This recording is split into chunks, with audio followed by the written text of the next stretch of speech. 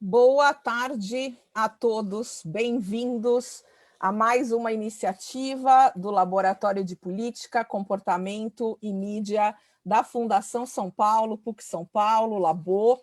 É uma grande honra hoje estarmos recebendo o professor Furedi aqui no nosso laboratório. Espero que vocês continuem aqui com a gente, me deem um oi se vocês estão ouvindo bem o que eu estou falando, se está claro o som, se está tudo bem. Boa tarde, Maria das Neves. E eu queria começar agradecendo. Primeiro, agradecer à Fundação São Paulo, mantenedora da Pontifícia Universidade Católica, que proporcionou o nosso querido professor Furedi a estar aqui conosco, né? Enfim, não... Ele está na Itália, e nós estamos aqui, não ao vivo aqui em São Paulo, quer dizer, não presencialmente, mas estamos aqui ao vivo, então isso é uma grande felicidade para a gente. Agradecer também aos professores Fernando Amed, Danit Falbel Pondé, que estudam professor Furedi nos seus respectivos grupos de pesquisa, Danit com o grupo da crise do amadurecimento no mundo contemporâneo, Fernando, o grupo de comportamento político, inclusive foi o Fernando que iniciou e convidou o professor Furedi para estar aqui de novo, então a gente agradece demais ao professor. E eu não vou ficar falando muito, não vou me estender, mas a gente vai organizar da seguinte maneira. Como sempre, o professor vai falar em inglês e o tema é, como a gente já programou, Why has West become estranged from the exercise of moral judgment? É possível fazer as perguntas em português, gente, mas eu peço o seguinte, que façam perguntas muito curtas e não reflexões e colocações e provocações, porque isso não tem como a gente traduzir. Então, se forem fazer alguma pergunta, por favor, façam em 2, 3 linhas que a gente traduz sem nenhum tipo de problema, certo? Então, eu vou passar a palavra para o professor Fernando Amed, aliás, para o professor Luiz Felipe Pondé, só para dar as boas-vindas, depois a gente passa a palavra para o professor Fernando Amed aí abrir o nosso grande evento, certo? Muito obrigada, gente. Vamos lá. Well, Professor Furedi, it's really a pleasure to have you here with us. It's an honor, more than a pleasure. I've been reading you since the late 90s, okay? I really enjoy, I think you are one of the great thinkers here in Brazil, in the world nowadays, okay? I also want to thank everybody who is here with us today. Andrea Kogan, who is always leading the laboratory, Fernando Amed, who made the connections and took the initiative to talk to you.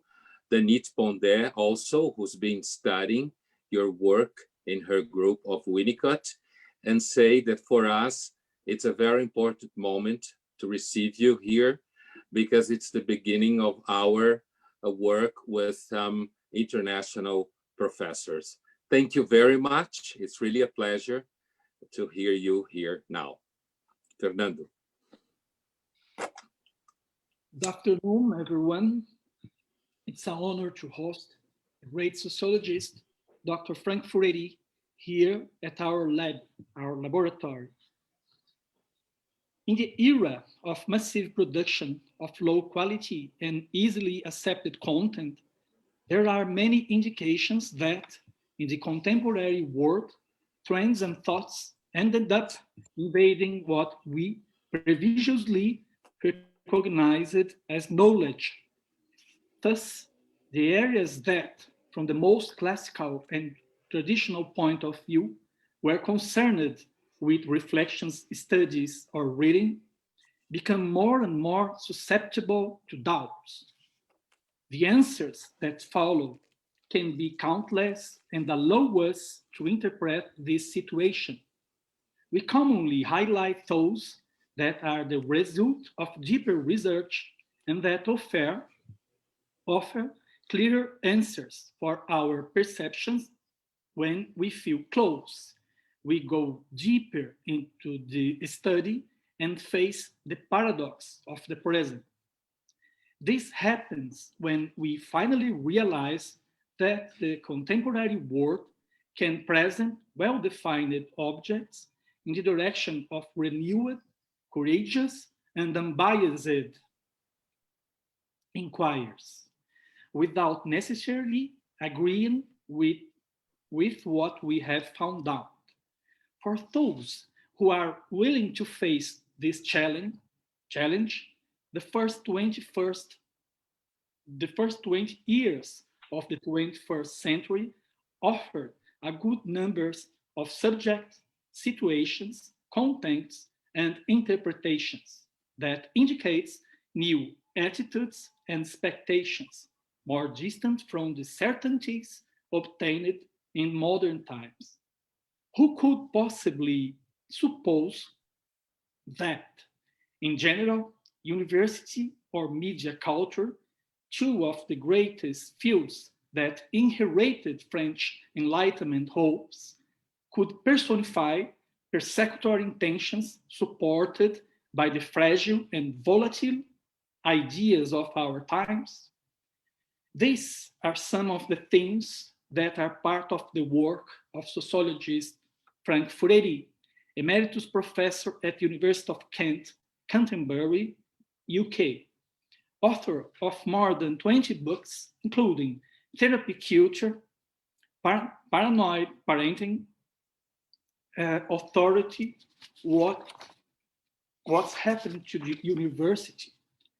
Dr. Furedi combined his thorough research and his fascinating knowledge in rereading the sociological classics or in finding our new researcher that he generously indicates in his books.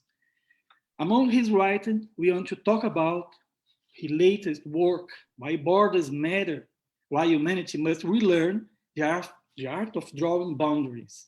Having said that, now it's time to give the floor to our guest that we are more than happy to have here with us, Professor Furedi. Thank you very much. And it's a real pleasure to talk to all of you and see you. I'm going to talk about a question that I feel is really important for me, which is the question of judgment. The reason why this question is particularly important for me is because if you look back at human history, we always find that since the beginning of philosophy, judgment was always seen as being the prerequisite for trying to get a glimmer, an understanding of the truth. I think if one of the most important contributions to this discussion, this thousands of year-long discussion, was begun by Aristotle, who in his discussion of how a moral community can flourish, made the point that phronesis, what he called phronesis, which means practical wisdom, was the most important intellectual virtue because it helped to develop the capacity for moral judgment. And it's only if we are able to exercise moral judgment that all the other virtues that Aristotle talked about could be exercised. Things like the virtue of courage, the virtue of prudence, all these are virtues that depend on our ability to make moral judgments. And it seems to me that one of the important lessons we learn from 19th and 20th century discussions is that when the people are scared to search for the truth, when the quest for truth is undermined, then also at the same time, judgment itself is not taken very, very seriously. Now, one of the things that, the conclusions that I've come to is that unfortunately, in fact, tragically, contemporary Western society now perceives judgment in a very negative way. And this is particularly the case in the Anglo-American context, where in America, Canada, Australia, in Great Britain, judgment, the very word judgment, is often cast and framed in a very negative light. Somebody who is judgmental, who makes judgment, is seen as somebody you don't want to have at a dinner table with you. They're meant to be very simple-minded individuals. They're meant to be very old-fashioned, archaic individuals. They're meant to be people who are in some shape or form are kind of backward. So in our society, judgment instead of being celebrated as the essential medium through which we get to know the truth, the essential medium through which we interact with each other and learn from each other is now seen in a very negative way. And the converse of that, and I don't know if you got a word for this in Portuguese, is that non-judgmentalism is celebrated. I don't know if you got that word. It is a very interesting word because it is a relatively new expression, even in the English language. Non-judgmentalism was essentially used by therapists as a way of dealing with their patients quite legitimately, where they basically made the point that as long as my patients are with me, I'm going to give them a bit of security by not judging them. And that's perfectly all right, using non-judgmentalism in that way. But what has happened is that in the 1930s, 1940s, 1950s, non-judgmentalism got taken out of the therapeutic setting, in the clinical setting, and began to be applied in all dimensions of life. That somehow somebody who's non-judgmental is inherently virtuous. And more important than that, increasingly, what was argued was that non-judgmentalism was, if anything, the foundational value of a Western sort of American type society. That's what we had to really sort of go in for. So why is it that we had this belittling of judgment? You know, how did that come about, that judgment became belittled? Well, it seems to me that what began to occur was that as a result of the terrible experiences of the 1930s and the 1940s, particularly the experience with fascism and Nazism, a lot of people drew the conclusion that the kind of people that supported fascists and Nazis were people who were judgmental. Judgmentalism was associated with authoritarian behaviors. And it was suggested that people who judge have this kind of absolutist impulse. The argument was that democratic people, people who believe in democracy, are much more flexible. They give you a break. They don't judge you too harshly. They don't go around and saying this is good and this is bad. They're more nuanced like that. Whereas people who are fascistic minded or right-wing authoritarian minded, they simply say this is right and this is wrong. This is black and this is white. This is good and this is evil. That was the argument that began to emerge in the late 1930s. And in the 1940s, it became almost like the gospel truth within the university systems in higher education, particularly in the United States. That's really where it kicked in, but then gradually spread throughout most of the Western world. And the claim then became that judgment is associated with totalitarianism. And alongside of this argument was the notion that those people who believe in moral truths, those people that believe in moral authority and moral judgment are somehow psychologically sort of weak, psychologically sort of feeble. Indeed, by the late 1940s, it was suggested by what's called progressive pedagogy that people who make judgments, who take moral authority seriously, are essentially sick people. Because only a sick person, only somebody who's psychologically weak would want to take moral authority seriously. Only they would be interested in making these kinds of judgments at that particular stage in time. And not only that, and this point I think is really, really important, it was also suggested that teaching children to be judgmental, to make judgments, was really bad, and parents should be dissuaded from encouraging their children to think in terms of moral categories of right and wrong. Parents were told that they shouldn't transmit moral values to their children because it suffocated their creativity and healthy development.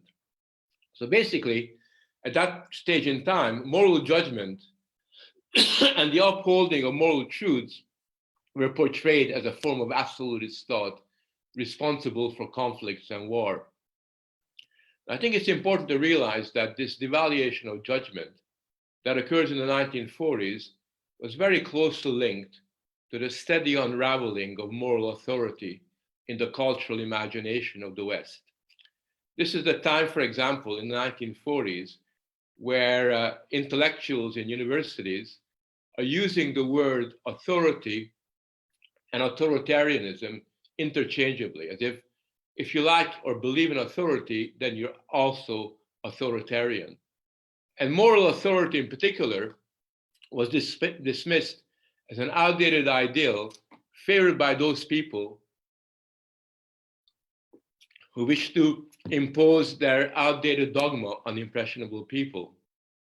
At the same time, it was suggested that if you allowed yourself to be obedient to authority, you were also in some shape or form psychologically ill, you had a psychological deficit. And indeed, at that particular stage in time, we had this very famous study that I'm sure you all know about, called the authoritarian personality, which basically suggested that people who kind of have morally strong views, who make moral judgment, are likely to be authoritarian-minded, whereas those people who are flexible would not. In the 1940s, this was internationally circulated all over the world. All the international organizations like UNESCO, the World Health Organization, the International Monetary Fund, all the United Nations, they all began to accept this script, this narrative, which suggested that a moral language and judgment that was made in moral terms was somehow something that we had to move away from. And I know this to be really, really a powerful force, because I remember how I realized this, because I was never interested in moral judgment until my son comes back from school, aged 9 and 10, and he tells me how they've been discussing the question of judgment and how important it was for children not to make too many judgments, how important it was for children to take judgmentalism, non-judgmentalism seriously, because the teacher said people who judge are likely to be racist, they're likely to be homophobic, they are likely to discriminate. If you're going to judge, by definition, you're going to discriminate. That's the basic argument. And this is what children are learning all over Europe in their schools. This is like the Bible. So children as young as 9 are learning from their teachers that despite what you heard from your parents, despite what you heard from your church or your temple or wherever you go to, it is important for you to understand, little Mary and little Johnny, that there is no such thing as right and wrong. Right? Just think about that for a second. There is no such thing as right and wrong. And the argument being that we're so flexible, we're so open-minded, we don't make any judgment, there is no such thing as right and wrong. So that's how I became interested in it. And a while back, I decided to write a little book, it's called On Tolerance, in defense of moral independence. And the reason why I did that was because I began to realize that if you don't take judgment seriously, and if you argue that non-judgmentalism is a superior way of being, then what you're doing is you're destroying the value of tolerance. This is a very important point. A lot of people now who've been educated into non-judgmentalism believe that to be tolerant is to be non-judgmental. But actually, when you look at the liberal ideal of tolerance, which was developed by John Locke and then later by J.S. Mill, the idea of tolerance is based on the idea that even though I disagree with you, even though I judge that what you say is completely wrong, I'm still tolerant in the sense I allow your views to be expressed, because I think that everybody's views, even if they're totally wrong, should be voiced.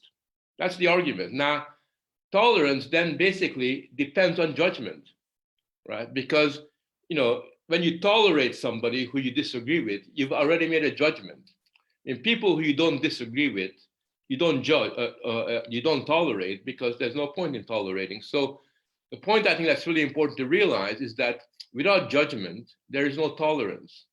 All that there is a kind of passive acceptance. So if I decide to tolerate you without judging you, what I'm really doing is I don't take you seriously. What I'm really saying is I couldn't care less what you think.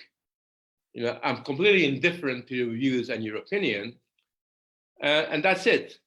Instead of doing the creative act of judgment, because the creative act of judgment basically says that, yes, I thought about what you said, it is interesting, but I disagree with you, right? And I tolerate what you're saying. And in the course of judging you, as Hannah Arendt argues, we can have a grown-up discussion. Hannah Arendt argues that you cannot have a grown-up public life unless we're judging one another. In other words, in judging one another, in taking each other's ideas seriously, in disagreeing with each other, we create the possibility, the potential for a creative, genuine public life to occur. And that's a really important point, because Hannah Arendt's idea of judgment is the very opposite of what you get, particularly in the United States, where people don't talk to each other. You know, when, for example, I remember going to an American university last year, and I finished my talk, and this woman comes up to me and says, you know, Frank, I don't care what you think. I couldn't care less what you think. And I said, well, let's talk about it. I'm not going to talk to you. I said, why aren't you going to talk to me? He said, because you wouldn't get it anyway, right? So the idea being is that somehow, you know, debate, discussion, judgment are pointless, which is another way of saying is that we're going to have two parallel worlds that will never meet. Another way of saying that we're not going to have a public life. So what does this mean in practice? Well,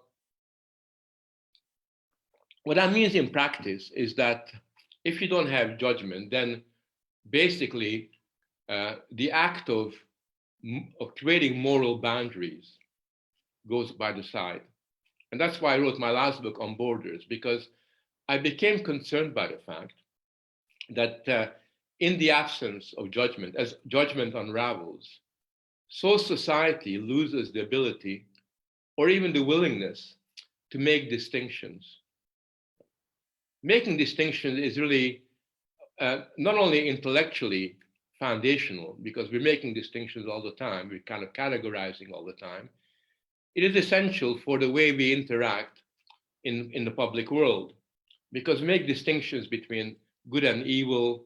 This is bad, this is good. This is something that we should embrace and celebrate. That's something that we should denounce and condemn. Those things are really quite essential in terms of the way that we live our life. Now, what has happened in our world is that these moral boundaries, which were really crucial for giving meaning to human experience, are going one by one. You know? And I think that you can see that, for example, I didn't write about this in my book because it was published too soon, but if I was writing my book now, I'd be talking to you about the fact that somehow the moral boundary between the present and the past doesn't exist anymore. I mean, people are tearing down statues in the United States as if they're living people.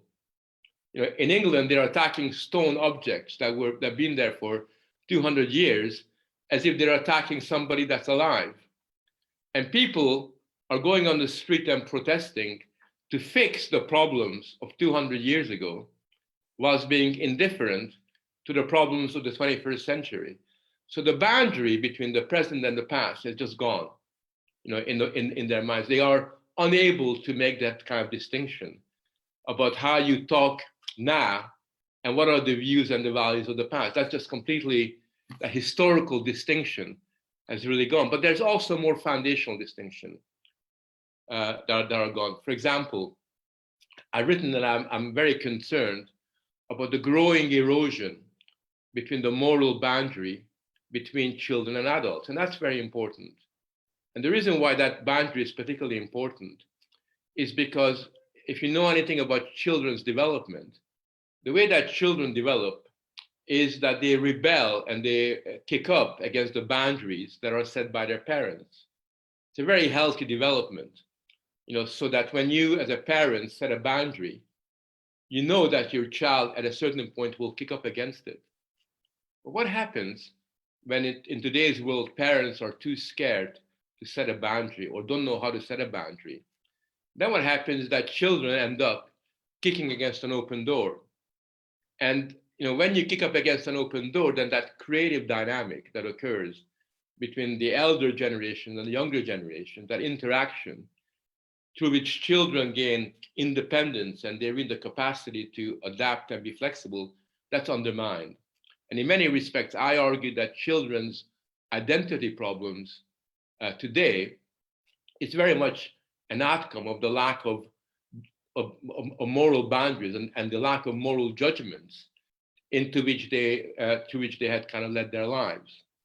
Take another important moral boundary. I mean, I'm really old-fashioned in this way. I'm not old-fashioned in everything, but in one way, I'm very old-fashioned. I think that the moral boundary between men and women is actually important.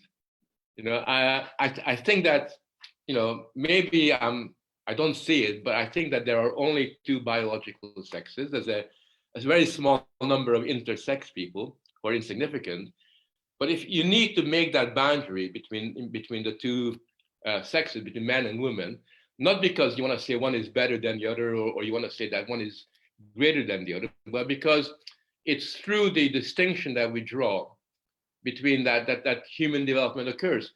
If any of you know anything about psychology, you will know that one of the first things that children do, or babies already do, when they begin to evolve and develop, is they know that they're not the opposite sex. Boys know that we're not girls, and girls know that we're not boys. It's one of the first understanding that you kind of come to at a very, very early point in life. And in a world where, for example, transgenderism, which is basically based on breaking boundaries, is celebrated, you get a sense that that too is going. And I could go on. I think the next major moral boundary that's going to be undermined by the unraveling of judgment is the boundary between human beings and animals. I think there already is a big discussion going on amongst groups of intellectuals who argue that this is an arbitrary boundary, because why should you say that we human beings are somehow superior to animals? Why should we somehow imagine that animals cannot have the same rights that human beings do? And there is an attempt, for example, to suggest that just as we see human beings as not as kind of ends in themselves, in the way that Immanuel Kant argued, so too we should see animals as end in themselves, and therefore that distinction goes together as well. And finally, because I don't want to take up too much time, I think one of the most interesting developments that has occurred, I don't know if this is happening in Brazil, in universities, but in Anglo-American universities, but also in Germany and Holland, there is now an attempt to call into question what's called binary thinking. Now, binary thinking, it just basically means good and bad, white and black. It's always been the foundation for conceptualizing human experience. Binary thinking is a really important act of judgment. Now, universities, if you want to demonstrate that you're very fashionable, that you're really cool, then what you do is within 5 minutes of a discussion, you say, oh, those people who think in binary terms. Anybody that thinks in binary terms, they assume it's going to be an idiot, sort of. Unlike me, I'm so sophisticated. But they don't realize that, in order for you to be sophisticated, you need to have binaries, because if you want to argue that it's not just simply black and white, but it's also gray, the very fact that you want to have something that's gray implies that you begin with black and white. In other words, you begin with categories, and of course, as open-minded individuals, we yield to new experience, and then you kind of use those categories, those binary categories, to move forward. So that's become very, very important. And the logic of that, if you want to be cool, in universities, then after denouncing binary thinking, there's two words you use, which goes completely against judgment. One is you argue, use the word transgression. I don't know if you come across that in this. Transgression used to mean, and it's got an honorable meaning, that you transgress a sacred law. But of course, when you transgress a sacred law, you're making a judgment. You're deciding that whatever God said or whatever a religion says, you're going to transgress it. Nothing wrong with it. I've done a few transgressions myself, but I knew what I was doing. But the way that transgression is now used is like in a casual way. So in universities, you talk about it's really important to transgress. You know, this is a very transgressive book. And all that it means is that transgression has become so casual that anybody who can barely spell the word transgress is going to argue about it. And the other word they use, which indicates this attempt to go beyond judgment, is fluidity. We're all so fluid, you know. Now, I used to think that the things that were really fluid was water. You know, this is really fluid, and that's okay. But when, you know, your ideas are so fluid that you cannot really embrace it, you cannot really capture it in concept, and you make a virtue out of that, you know, we're so fluid that we're, you know, we are beyond concepts, we're post concepts, then you either have a kind of, you know, sort of unserious, promiscuous orientation towards intellectual ideals, or alternatively, what you're doing is you're almost consciously destroying, you know, almost consciously destroying the moral norms. And that's what I want to end on. Because now, as a result of that, we now have a systematic attempt to undermine morality in the most horrible ways. Now, you know, I've got no problem with challenging moral norms and revolutionizing them.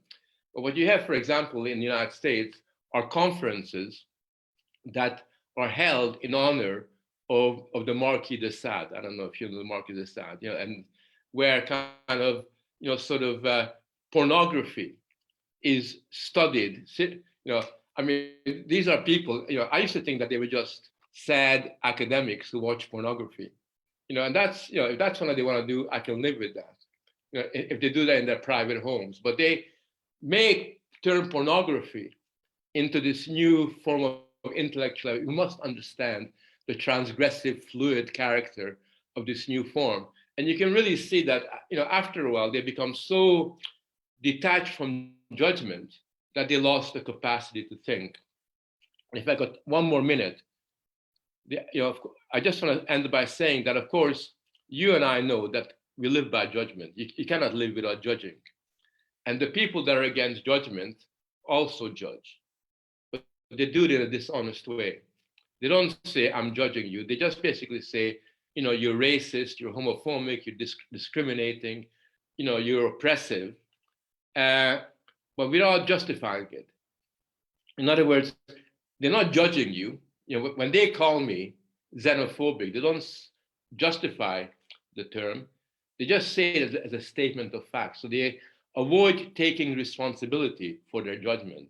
It's a kind of irresponsible, flattened out form of judgment that we have, which compared to the incredible insights of Aristotle 2,500 years ago, shows you the kind of decadence that has afflicted so many of our higher education institutions. And it seems to me that if we want to restore the quality of discussion, which began with the Greeks thousands of years ago, we do need to challenge these people. We need to understand their arguments better than they do and expose the intellectual and philosophical shallowness that they stand for. Thank you.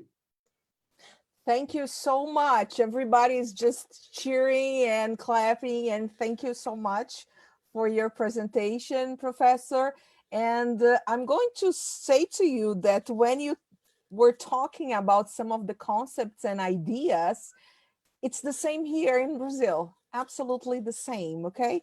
The words fluidity and binary thinking, it is what everybody's talking about as well.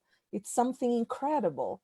But and some of the questions that we have already prepared, you have already answered as well. So we are in the same connection here. For example, one of the first questions that we had came from Danit, that she was talking about, her group is talking about and studying paranoid parenting. And she asked how this lack of boundaries presents itself in the relations between parents and their children. And you talked about kicking the door. And what else can you talk about? Well, other examples? Well, I think to me, the most interesting example is the way in which younger generation of parents are told that the difference between them and young people is arbitrary. That you as a mother and father shouldn't try to be too distant from your child. And in fact, they argue something which I think is fundamentally flawed. They argue that as a mother or as a father, you should try to be your child's friend. Yes. And I've talked to many mothers, when I was doing my interviews, and I said, Frank, I'm so proud because I'm my daughter's best friend. And all I can say to her is, your daughter doesn't need you to be her best friend. Her best friend should be her age, her peer group. But what your mother really needs, what your daughter really needs, is a mother, right? And the mother and the father, unfortunately, have got to make judgment calls, which your child will not like. So when I tell my son, you're not going out tonight, you got to do your homework, he doesn't think of me as his best friend. He thinks of me as his best enemy, at that particular point in time. And that's okay, because that's what being a father is at that time. But if you break that boundary altogether, then what you end up with is a situation, and I've written about this, and New York is the worst, by the way. I was in New York just before the lockdown. I go to Central Park, and there are all these 35, 36-year-old men and women wearing these T-shirts that say, "I'm fed up with adulting." It's a new word. I don't know. I'm sure you haven't got it in Portuguese, but adulting basically means doing adult stuff, taking responsibility. Yeah. And imagine if you're like a boy or a girl, 9 or 10, and mom and dad come home and tells you, "I'm fed up with being adulting. I want to be like you." I mean, what kind of message are you sending out? What kind of goal and objective are you giving your children to become? Because basically what you're saying is that the role of an adult is not a nice one. Once you become an adult, that's the kind of social death that you want to avoid. And if you do that, then obviously it does have consequences for the way that children make their way in the world. Yes. I think before we go to another subject, there are many questions about this subject, and then I'm going to read one from our audience, and then we come back to another one. There is another one from our researcher that says, what would be the ideal posture for parents to keep in front of a generation of parents who think that having judgments is harmful, while they are attacked when they try to take a more courageous attitude or posture? It's a very good question. It's something that I get asked all the time. And I think that there are two answers. One is what you do with your child, and one is what you do with the rest of the world. So for example, what I did and my wife did, bring up our kids, is we used to have what I call debriefing sessions, where we basically would say, this is what you learned in school, which is real crap. But this is what the Furedis think, right? We used to have this thing. This is what the Furedis think. And we would have, for example, like in his school, everything was about the environment, right? Geography was about the environment. Literature was about global warming. Mathematics was about this. So we basically said, look, environment is important, but so is mathematics. And this is what they say, and this is what we think. So that was one thing that we used, just because you got to make sure that your child understands that judgment is really important. And then the second thing we did is we tried to encourage what I call subversive parents, or what I call countercultural parents, to join together and to find their voice. Because a lot of good people, a lot of good mothers and fathers who know in their hearts of heart what they should be doing, were often very scared to open their mouths and were self-censoring when they met other parents or teachers and everything else. And I think one of the things that you got to do is to create a group of people that will watch your back. I think that's very, very important. Then all you need is 3 or 4 other parents and families who have the same kind of views in order to create a dynamic. Because when other parents see that you're confident about what you're saying, then the penny will drop, because the ideas that they pick up are so stupid anyway. They're shallow ideas that are not deeply held. It's just that they never challenged. So it's challenging, challenging, and challenging. I think that's the key. Perfect. We are going to talk about judgment and everything that connected to that. And there is something very interesting, Professor, that here at our lab, we identify and work with the concept of resentment. And we try to use it as a reference in our analysis of different demands and related to identity and binary thoughts and everything that you said. And those kinds of demands that we face on social media and media in general. Do you see this resentment as a concept which is also present in your analysis concerning the behaviors, attitudes you identified in your last book?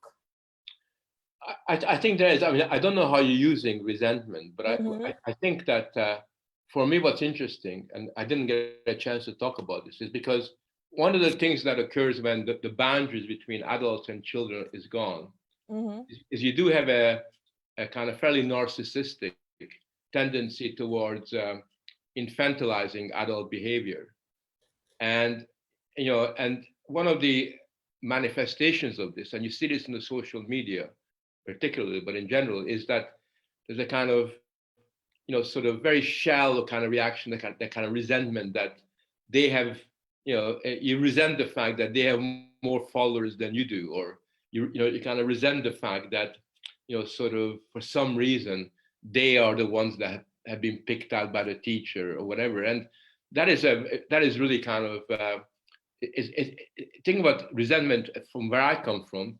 Sure. Is that it's a very childish emotional attitude, and I think with children it's perfectly acceptable that that's what they have. But when adults sort of internalize and make it into their own, then it acquires this kind of pettiness that kind of can easily become politicized. And very often, many of the big political, sort of sensational, kind of dramatic events that occur that are kind of flashed up is in part due to the politicization of that resentment, where it becomes what I would call, I don't know how you would say it in Portuguese, it's kind of resentment that is uncontained.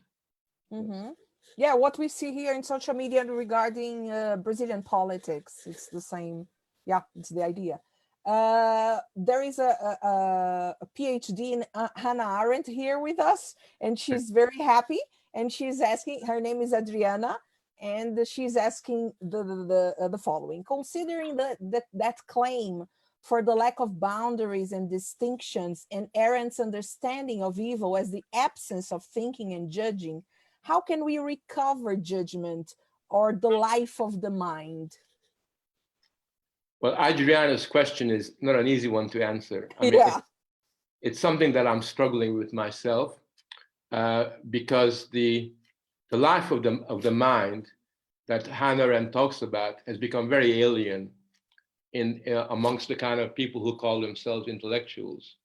Where kind of there is that kind of very passive, deactivated, narrow-minded way of being, and the question becomes, sort of how you begin to recreate boundaries that are, kind of set the limits within which creative discussion can kind of occur. And I think the way you do that, or try to do that, is at the moment, principally to your personal example.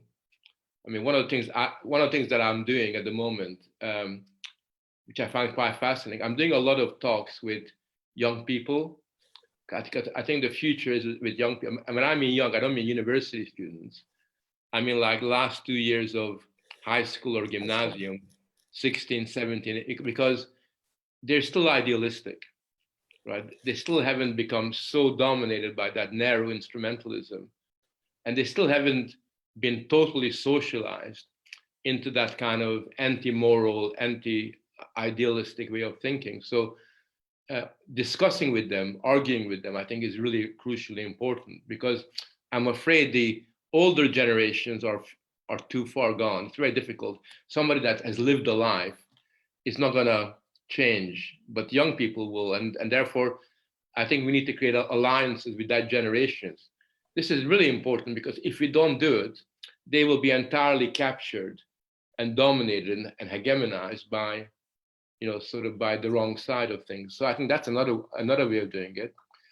And I think finally, it's the kind of work you seem to be doing in your laboratory, because I think that serious intellectual work and serious discussion is very rare these days. It's ironic, because there's never been so many universities as now. We never had so many people go to, higher education as now. There's never been so many book festivals like now. I mean, everywhere you look. But at the same time, the quality of the discussions is very disappointing. I now and again I hear somebody and it's brilliant, and I feel like they made my week. That this is really fantastic. Because my mind is just going and everything else. It's so nice when you got that, but it is a very rare experience, and therefore it's up to us to do the work, the heavy lifting. So Adriana better make sure that her PhD is first class and is really, really good, because we do need to be able to recreate the ideals of Hannah Arendt for the 21st century. We got to be able to give an account of the life of the mind that makes sense to people of in the here and now, that kind of generation. And that's really how we can begin to, and we got to believe in it, and we got to be optimistic that we can do it, because very often the truth actually does prevail in the end. Yeah. And thank you so much for your words, because I think this is our aim at our laboratory, to deepen the discussions and the subjects, because as you said, there are so many institutions and universities and everything, but it seems that everybody's just closed and the discussion doesn't go any further, any deeper. So thank you so much. That's what our intentions. And I'm going to paraphrase, I'm going to read one piece that you wrote that is concerning these young people as well. You said that in a world where the uninhibited display of emotion is frequently applauded by cultural influencers, privacy and intimacy are often targets of mistrust. Why do you think privacy and intimacy nowadays are so observed and researched and scavenged in our contemporary world? Do you think, is there some kind of virtue in the revelation of privacy? Well, it all goes back to, I suppose, some of the writings that Hannah Arendt made about what she called the pre-political life. Mm-hmm. She didn't actually develop it, because the pre-political sphere is that sphere that is not governed by kind of public rules and regulations. Pre-political relationships are really very special, because they're very specific. You cannot really generalize. So a pre-political relationship is a love relationship between two lovers. It's a relationship between a brother and a sister, or a parent and a child, which have got which are basically ones that are determined by you and me. In other words, it's not rule bound in the way it is between a professor and a lecturer, or between an army officer and a private. These are kind of very special relationships, because it is within that domain that people are able to almost cultivate the attitudes that you need to go into the public sphere and to feel free. In other words, the private sphere is really kind of important, because it is the site within which you can be both yourself, but you can also prepare yourself for kind of making an impact within the public domain. And I think one of the things that has happened is that we become very suspicious of the pre-political sphere for the same reasons that we're suspicious against judgment. because sort of in the pre-political sphere, we're judging all the time. We're continually developing relationships that are not quite instrumental and not quite rule-bound in the way that the rest of society is. And therefore, what has happened is that we've kind of created a world where what we're arguing is that what happens in the pre-political sphere is morally damaging. Right? It's where parents teach their children about their family values. It's where people love each other in accordance with their emotions. Right? So what they're saying is that under those circumstances, we need to almost get children out of there, so that the more they're under the influence of teachers or social services or the state, the better. And there's a very kind of conscious attempt that's being made that basically argues, I mean, it's interesting because since 1950, I have not seen a single sociological book on the family which is positive about the family. Right? I mean, you would think that statistically there might be one, right? But the last person that's written anything good about the family is Christopher Lasch. You probably read some of his stuff. Yeah. But he also makes the point, because he looked at some of the earlier stuff, that the family, when you discuss it, is always dark. It's always where people do terrible things to each other. The private sphere is where men rape women and fathers abuse their children. It's a horrible place. Nothing beautiful happens there.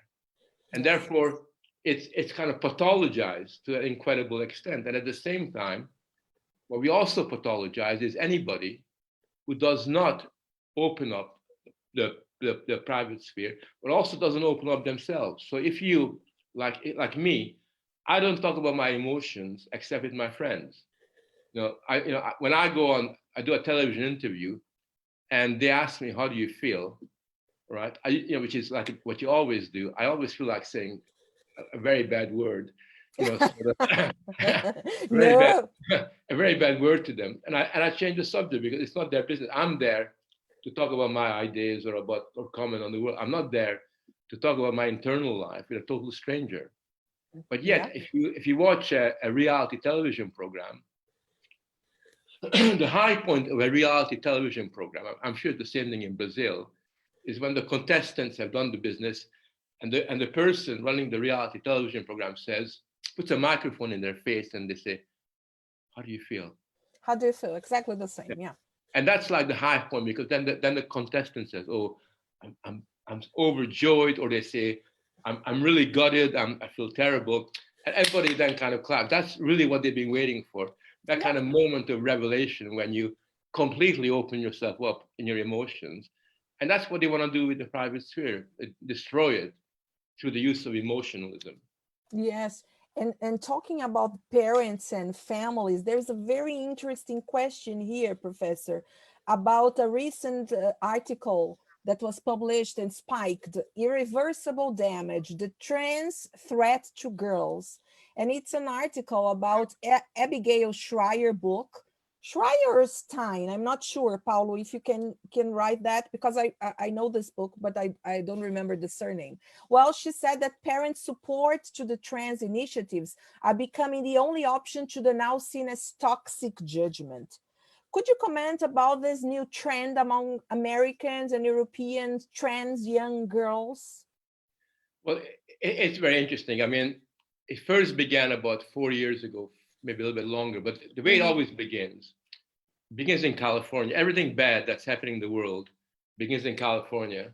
And then it kind of gradually moves eastward. It jumps over the Midwest and goes to New York, right? And then we get in England a few months later. But basically, it begins with parents in California boasting about the fact that when they have a baby, they don't tell the baby whether the baby is a boy or a girl, because that's really, too judgmental. You really are forcing your view on this little baby. So instead of telling the baby whether they're a boy or a girl, they're going to give him a neutral name, not a girl name or a boy name. They're going to call him Table or something, right? Yeah, that's it, yeah. So then what happened? They think that they're being incredibly liberating and incredibly open-minded. But actually what they are doing is they're laying the responsibility for socialization on the back of that little baby, right? Because little babies need to be told by mothers and fathers who they are.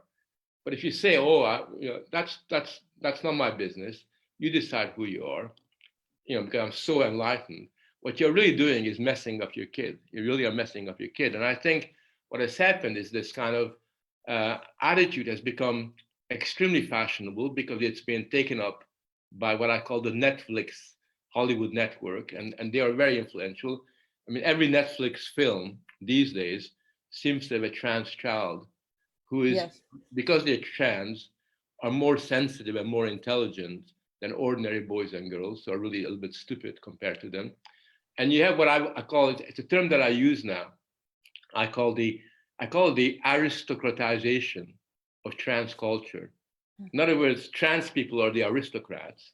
Yes. Ordinary binary people, like me, are the peasants. They kind of on the kind of lower plane, because they couldn't possibly be as enlightened as these wonderful trans people who have been so brave. But of course, you don't need to be brave now, because the whole of kind of American culture is rooting for you and tells you this is really good.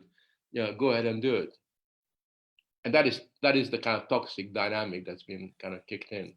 Yeah. Oh, the name of the book is that. Oh, thank you, Paulo. It's Irreversible Damage by Abigail Schreier. Yeah, I was thinking about another book that was written by an American rabbi from a very Orthodox community. He or she, I don't know, it's something confusing for us to say. I think she is now 25, but she's transgender. So she also wrote a book, and it's more complicated because she was an Orthodox rabbi, so it's more complicated, and there are more issues. So it's very hard. But we're going to, there is a question about, about your book, Professor, How Fear Works. You talk about a deficit of meaning in the contemporary world. Is it possible to recover this process in a scenario of advanced capitalism? No, but then it's never, I take the view it's never possible to recover anything, right? The world moves on, and I think the attempt to recover things from the past will always be a second-rate version of what existed beforehand. So I think the really important challenge for us is not to recover, but to almost recreate, which basically involves reappropriating the moral resources of the past, but then reformulating it in line with the problems that we're confronted today. And I think that's one of the really big challenges that we face. And I think that it's particularly a difficult challenge because people have developed political and cultural identities that are all what I call zombie categories. So that most people who call themselves conservative are not really conservative. Most people that call themselves liberal are not really liberal, not in the way that it was once meant. Most of the people who use these definitions are using categories whose content no longer corresponds to reality. And therefore, our job is to kind of try to sort of say, well, what is it that was good about conservatism? What is it that was good about liberalism? What was good, or what is valuable that we want to take forward, and try to find a way of giving that kind of meaning. And meaning is something that comes from the context and the relevance that we attach to the legacy of humanity. The key thing is to preserve the legacy of humanity, and secondly, to use it in a way and develop it in a way that is that's going to provide that kind of web of meaning through which all of us could feel that we're part of something, not just individually, part of something really much more important than that. And I think the good thing is that people are searching for that. There's a lot of people who would like to gain meaning in life. At the moment, they find meaning in all kinds of silly things, but so what? But the very fact that that kind of very human aspiration to give human experience meaning is still there, I think should give us hope that this is something that is not an irresolvable problem, even in the present circumstances. Okay. Can we have one more? I know it's 10 o'clock in Italy. Yeah. But can we have one more question? Sure. Yeah. Yeah. Okay. So concerning the marketing. So could marketing be this essential applied social science to the contemporary world? And if it is true, do you think lying tends to increase as a paradigm in the public arena? Lying. Lying, yeah, the fake news and everything. Yeah. Yeah. I'm not really sure. I think that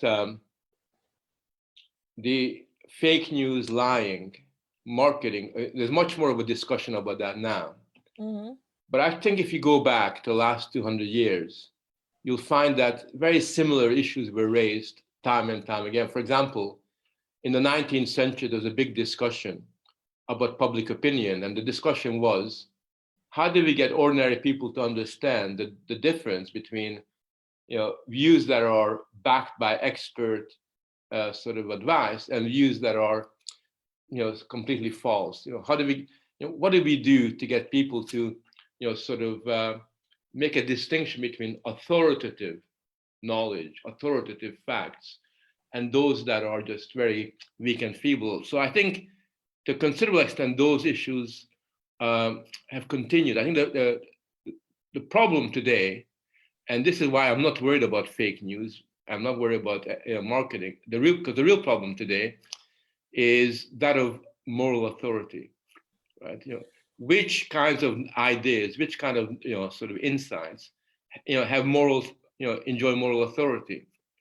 Not necessarily because I want those things to be pumped into people's head, but because there's got to be some body of ideals and interpretations that we can react with and against. So my concern is that when people go on the internet, how do they make a distinction between an authoritative source and one that is just looks good? And I think that is for me the key challenge at the time. Yeah. Sure. Yeah. Thank you so much. Professor, I think Danit is giving her final remarks and thanking you. Please, Danit, open your microphone. So, first of all, thank you very much, because I am making a research with your concepts. So thank you for being here.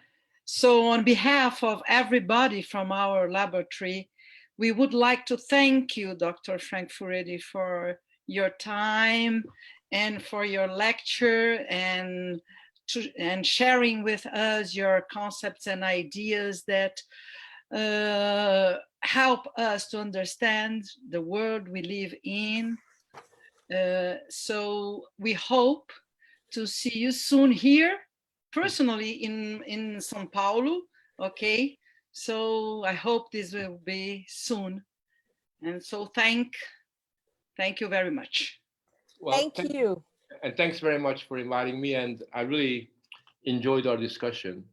And good luck with your work. I hope it goes really well. Okay. Thank you so much. Gente, muito obrigada por estarem com a gente aqui. Agradeço mais uma vez aos professores Fernando Amede, Danit Pondé, ao nosso diretor acadêmico, Luiz Felipe Pondé, e agradeço vocês pelas perguntas e questões, e a gente vai ter mais novidades no caminho. Sigam as redes do Labô, Labô PUC-SP no Instagram, e onde vocês estão aqui no Facebook, e vejam o Off-Lattes. Professor Furedi, there are so many thank yous and well, great talk and applause and everything here on our comments, okay? If you want to read, wonderful talk, this man is the best and everything. Thank you, Professor Furedi. Amazing lecture and everything. So thank you so much. All right. Thanks, Pedro. Take care. All the best. Bye-bye. Take care. Bye-bye, people. Bye-bye. Bye-bye.